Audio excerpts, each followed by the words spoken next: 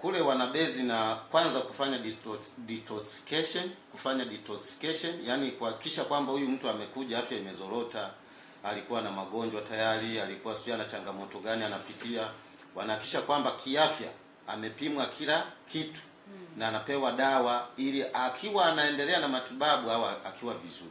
Cha pili ni kuweka vipindi, inakuwa ni kama darasani tu, kwamba baada ya chai kuna kipindi, kuna mapumziko, kuna kipindi tena. Baada ya hapo kuna session za individual session, one on one session, anaongea na wataalamu wa saikolojia, kuna wataalamu wa tabia, kuna watu wa mazoezi, natakiwa jioni afanye mazoezi, aambiwe athari za madawa za kulevya.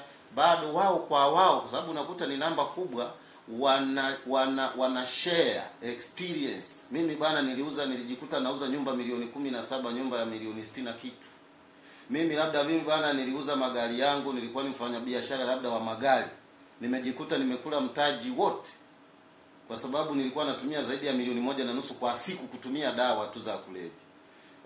Kwa hiyo unakuta wanapata experience na wanapeana wao kwa wao hizo experience, lakini bado kuna wataalamu ambao wanazidi kuwapa nanili. Sasa huwa tunasema siku zote mtu ambaye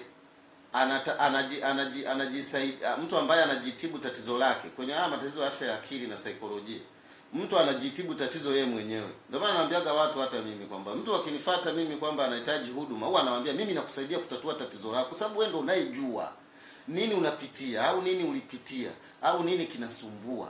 Kwa hiyo mimi ninakupa option nzuri ya kwamba fanya hivi. Ndio maana sisi hatutakiwi kuwa judgmental, mwambie acha au endelea. Mimi nitakwambia ukiacha kutakuwa na 1 2 3 4 5. Ukiendelea kutakuwa na 1 2 3 4 5, na uhalisia wa dunia uko hivi.